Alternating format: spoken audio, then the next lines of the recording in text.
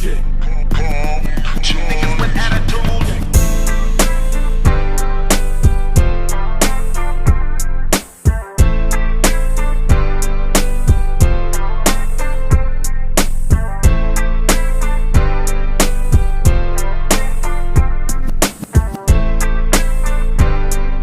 First actual felony criminal Going charge to the pen? that took you to the prison. The first actual felony charge was Now- I was licking. Now, make sure when you answer that question, time was already done and given to the system for that. I don't want you to go into details as far as the actual crime that was committed. I just need to know, oh, well, I caught a body, or I caught a robbery, or it was a 211 that sent me to the pen. Robbery. Me and my boy bust a move, and so it sounds like 211s was your MO. For a minute. No, I was mixed in. I was robbing and banging.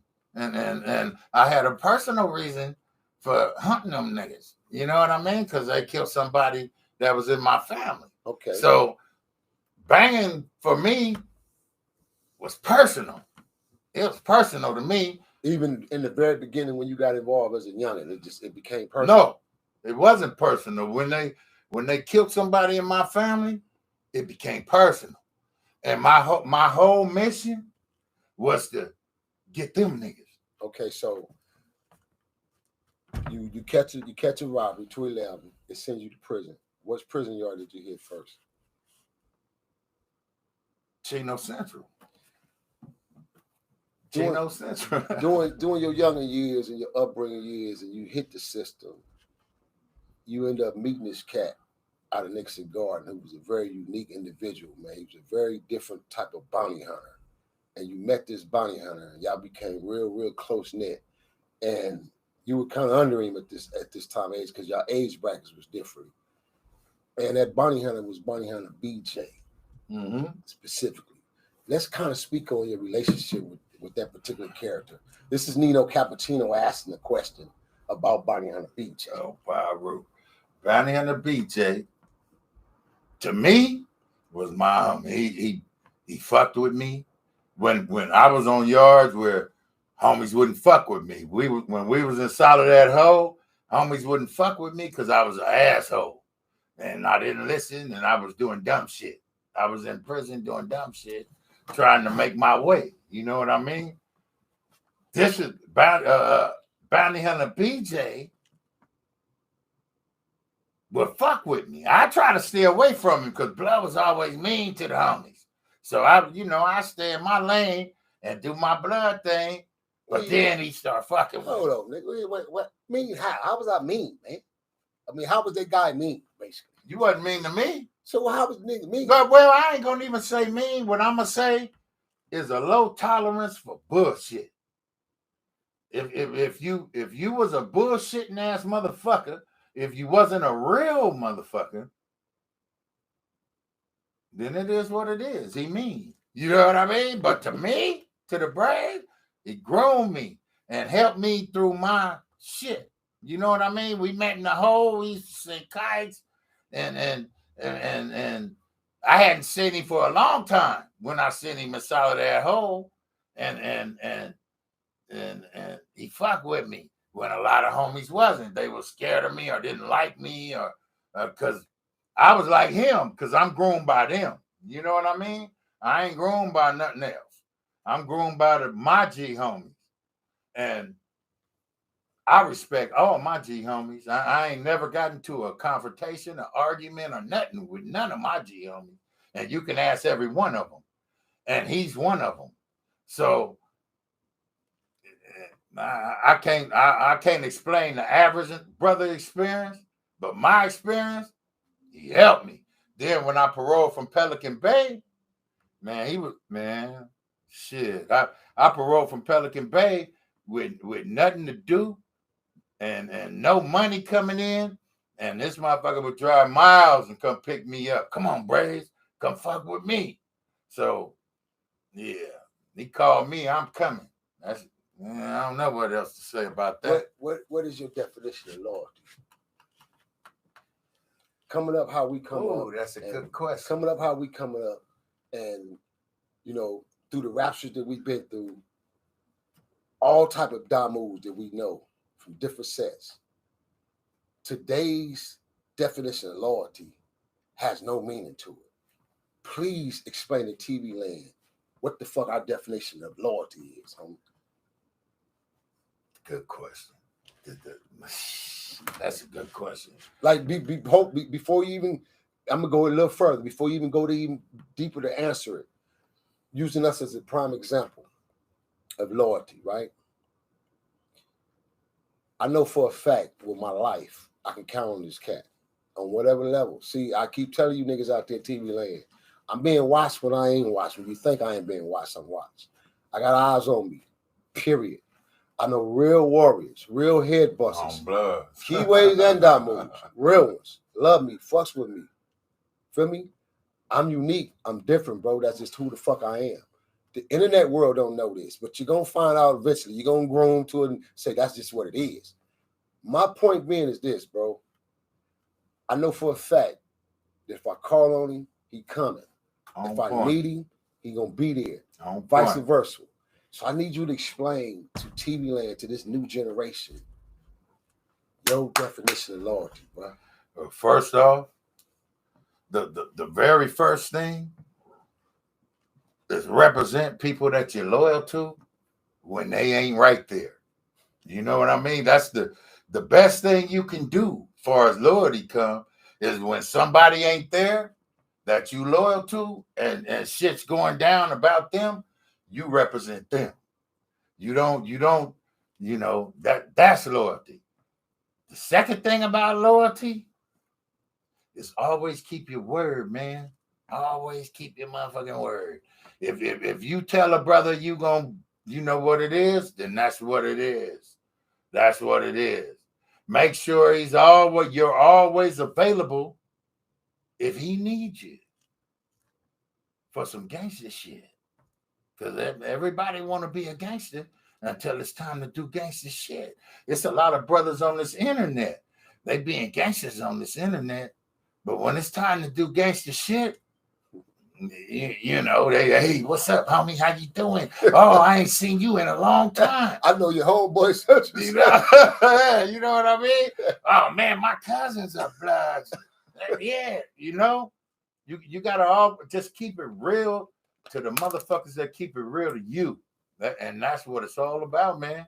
It ain't about playing no games and have low tolerance for bullshit when it come to your people. Mm-hmm.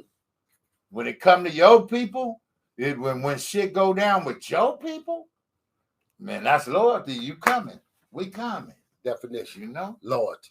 The real ill, man. On blood. Hey, man, you tapped in, you tuned in right now, you buzzed in, man, to your favorite show, man. It's your favorite host, man. Bonnie Hunter BJ, man. CEO Nino Cappucino, the Breeze-in, man. Hey, y'all go push that like, share buttons, man. Go push them damn buttons, man. Hey, listen, man. We finna get a little deeper, man. We're gonna get a little deeper. Feel me? It's therapy time, man. It's therapy time. It's therapeutic time. Some. It's therapeutic time, so we're gonna get a little deeper, man. And this has never been done. It's never ever been done. It's never ever been discussed publicly, definitely publicly. But I feel the need and the urge. It's necessary because this is my homie, my bro. I love him. And I explained to him and expressed to him this would be a great way to sit down and have a therapeutic conversation with the public, because there's some individuals out there who are in the same shoes that you're in or walking the same shoe that you walk and had to experience the same thing. So I want to share this story with you guys, TV land. So before I closing out, we're going to sit here and I'm going to share a real significant story with you guys dealing with my G, an experience that he had. It kind of took him out of his equation. And I hate like hell that I couldn't be there for him at the time. And it wasn't that I couldn't be there, it's just that we weren't in contact. If I was in contact, I definitely would have been there for my ninja. Off top. I don't want to snatch him up. Come on, nigga, let's go. Get it together, nigga. Snap out of it. You feel me? Snap out that motherfucker shit, nigga. Let's go. You feel me? Pack your shit up. Let's go. So my whole thing is I want to sit here and have this conversation with him on camera, because we started talking about it off camera. I didn't know. I said, oh, hold on, Braze. I said, let's talk about that. That's going to be therapeutic. Let's talk about it on the red couch. He said, let's do it, blood. Let's do it. So first time ever. So right now, man, listen, man. You tuned in, you tapped in. If you just now buzzing in and you just now getting in, man. Hey, man, this is Big.Brazy, Big.Brazy, man, for 456, man, in the building. You feel me? 2 real retiree legends, man, in the game who really done this, man. Hey, man, we done this, bro. So now what we doing is we sharing back to society. We sharing to the youngins out there, and specifically to a lot of the youngins who want to take on this role of being a pyro and not even understanding the real significant history behind it, because now they got y'all separated, and that's not what it is. It ain't never been that way. So this is the purpose, sole purpose of me bringing this, bridging this gap and bringing this interview together to show you by example, because y'all know how I do it. I lead by example. I live by example. Let's go. So Big.Brazy, you were telling me when you first came in the penthouse, and we were chopping up for a second, and you told me about your loss, man. Tell me about that loss, bro. A double loss at that, Brazy. And take your time and let's just go through it. I don't want to really go into a lot of details, but just kind of just give me bits and pieces of it, and let's kind of talk about it. And I want to know, how did you pull through it? Because this is how you met your wife, your other significant other. That's where that came about as far as your relationship. So let's start off with, tell me about your loss, man. My first son that passed away, his name Michael, and he got gunned down. So you lost your first son. How old was Michael? No, he my second son. Okay. Michael was 18 when he got killed. 18 years old, you guys. So you lost Mike. He was 18. He got gunned down over a chick in a party. Michael was dancing with a chick, and they, her dude came in there sweating him. He went out there putting hands on him. He turned around to go back into the party. Dude gunned him in the back. So that is what it is. So it was one of those moments where little Mike just having a good time. Female scene, they dancing, partying, doing what teenagers do. Here's this other young, stupid, ignorant young teenager who couldn't handle his emotions, and he go get a pistol because he couldn't handle that ass whooping. Instead, just saying, "Hey, homie, check this out. Yeah, check this out, homie. I'm gonna get at you in 2 days. We're gonna run that back because that's what we grew up doing. Yeah. Feel me? And it's poor to sad to hear that and say that, man. And my deepest condolences, man, for both sons. Yeah, I appreciate that. So definitely. So you lost Mike. So then the other son was alive still then, right? Yeah, he went to that funeral. How did both of y'all cope with that at that moment? Well, at Mike's funeral, he looked at me and he said, "Dad, I don't never do you like that." Looked me right in my eyes, blood. Oh wow! And he said, "Dad, I ain't gonna never do you like that. You don't got to worry about that." But the thing is, with both of them, neither one of them gangbang. Hold on. But they died a gangbanger's life. Hold up, Big.Brazy. Pardon my soul. Hold up, man. Please tell it to the camera for me, bro. Your son at the funeral. At his brother's funeral. Seeing his baby, his little brother, that. No, that's his big brother. Oh, because Michael's older than him. Michael's older than him. Okay, seeing his brother laying in that casket. What did your son say to you, man? He said, "Dad, I ain't gonna never do you like that." And I said, "Man, I hope you don't." Oh wow. And meaning his intentions was, I'm not gonna leave you like that, Daddy, or I'm not gonna get killed. Like because he saw how much that hurted me. That fucked me up. I was fucked up. People don't know that I was fucked up because you know how gangsters do. We don't tell people how we feel. We suck that shit up. So I just was riding with it, but I was fucked up mentally. But I was still functional, still doing everything, had my houses and doing everything. You know, everything was good. It wasn't good, but it looked like it was good. You did? So you're going through your transition now. You and your second son, which is Hassan. So you and Hassan, you living, you're trying to cope, you're trying to move on, but you just lost Mike. Me knowing who you are and knowing your get down and knowing you a straight wig splitter. I knowing you a splitter nigga shit. I know this. There ain't no doubt. I'm just messed up because I know me and I know how we get down. And I know the shit we've done together, the niggas. I'm proud of you, one, because we're able to talk about it here. You ain't on death row writing me no letter. I tried to be. You feel what I'm saying? I tried to be. So let's talk about that when you say that. How this is the point I'm getting to. So when you took the loss and you start feeling that emotion sink in, bro. I know all the 4, 5, 6 radical Brazy kicked in. Now I'm killing some shit. What took control? At that point, I went hunting.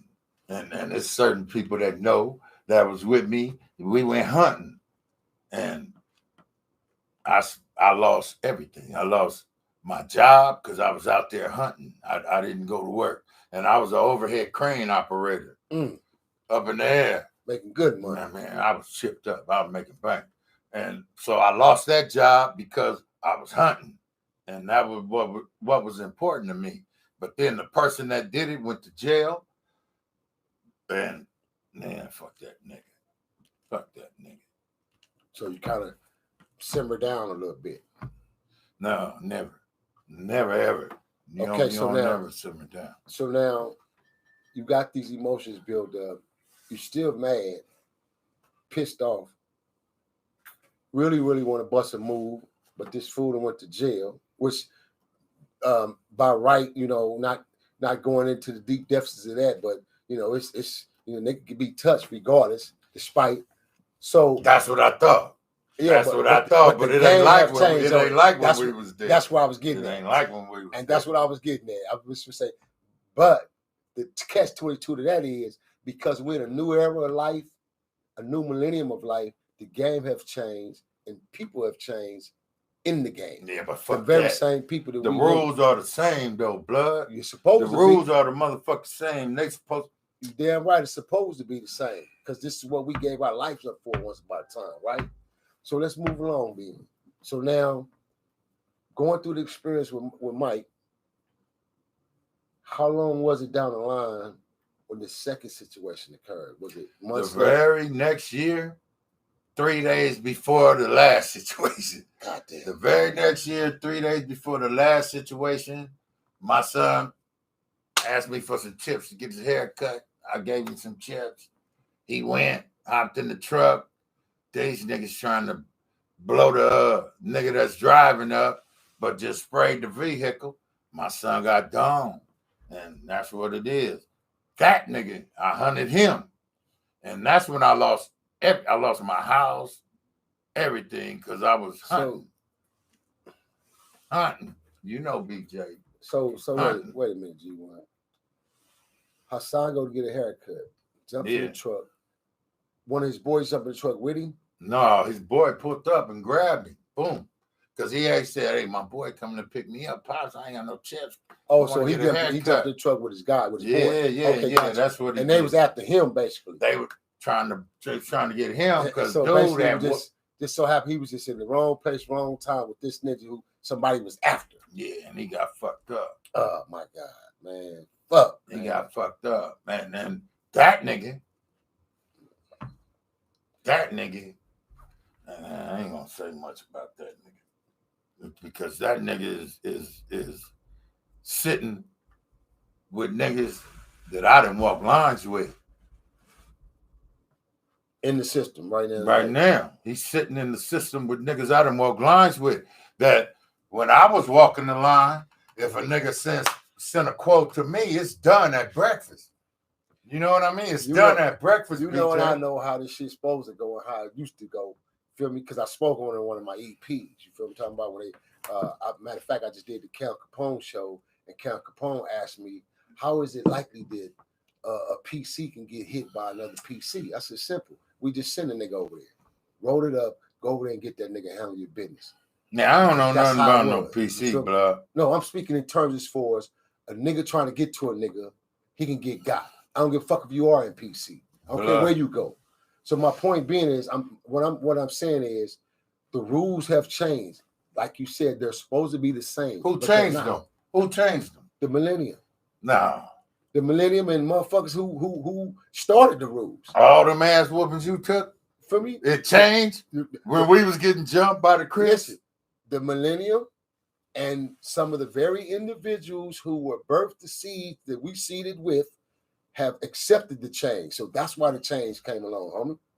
If niggas wouldn't accept the change, there wouldn't have been no change, bro. You understand what I'm saying? In and out. It's the same in the system, in the inside, as the same on the streets. What do you have? So you got a whole lot of OGs. Don't even fuck with the young niggas. They scared of them. They scared of these young niggas because they got guns. I had a nigga tell me, nigga, OG. Shit, we I got had, 'em listen, too. that's what I told nigga. Nigga told me, man, them niggas got guns. talking I said, about? nigga, I got a heart. What the fuck that mean? And I know how to shoot. A Them lot of niggas don't know how to guns, shoot, nigga. A lot of I don't guns, shoot like nigga. this, nigga. So what? They got guns. It's who hit a nigga first and how you hit a nigga. You understand what I'm saying? So it's like, bro, It's right here. me knowing this and knowing that the game changes. Why you think I've been out here so long? Why you think I survived so goddamn long, Brazy? Because I know I said, okay, the game changed, niggas change. All right, I'm gonna change with it, but I'm gonna stay who I am. I'm gonna get away from you motherfuckers. I'm gonna separate. That's what I did. You know what I'm saying? But I'm not gonna change who I am. I ain't gonna change my dignity. I ain't gonna change my morals. I ain't gonna change my values, my fucking principles. I ain't gonna change my demeanor. I ain't gonna change my loyalty to individuals. I ain't gonna change my loyalty to myself. I ain't gonna change being truthful and honest to myself. That's why I'm honest to others. I'm not gonna change that because you niggas change. As you should. You feel me? You always been real. Then I'm with gonna me. pull myself away from it when I see that that's not there no more. Then I just pull away from it. That's why it's only a close near left of us. You know what I'm saying? So there used to be many of us like this. When now it's only a ball of handful. Man, you can't even find You them. know what I'm saying? That's why I hunted you down so long. But it's like, blood, you know my track record. You know what all we've been through. 'Cause you was there with some of it. You started before me. But when I caught up to you, you know, blood, why is this nigga on the yard with my folks? He on the yard I was on. I ran that yard. Me and Big Rudolph ran the yard that the nigga that killed our sons on. And he been on there for almost a year. Why is he still surviving that? And it's brothers that I function with that could have called me if the roles was different, and that shit would have been done at breakfast. That shit would have been done at breakfast, blood. So, blood, I'm confused, you know? Well, don't be confused, my G1. And getting off the subject and moving along, but don't be confused. But let's just I thank you for sharing that with me, man, and sharing that with TV Land. You feel me? That's the first time ever. You already know I love you, nigga. I love you too, nigga. You know. And I thank you for sharing that with me. You need to share that, get it off your chest, even though it's still gonna be embedded in you, because that's a lifetime thing. Just like you know, when I went radical, when I was my mama, daddy, and little brother back to back, that's embedded in me. That's something I'll never never get over. You know what I mean? People always talking about, well, I understand. If you ain't experienced it, damn it, you ain't experienced none of this shit. You don't understand it. You don't understand a significant loss, especially when you love your folks. See, there's a lot of niggas that lose people because you don't love them. You didn't love them, so it's not really lost to you. It was just your folks by blood. But when you love something, you really love it. You're going to feel that shit. So I appreciate you sharing it with me, sharing it with TV Land, and to the motherfucker. Yeah, the motherfucker. But we'll holler off camera. But anywho, yeah, you motherfucker. Yeah, man. Condolence, man. Deepest condolence, man. Now get to the hold on. Because I always do something special, man, What you do on special? moments like this, man. So TV Land.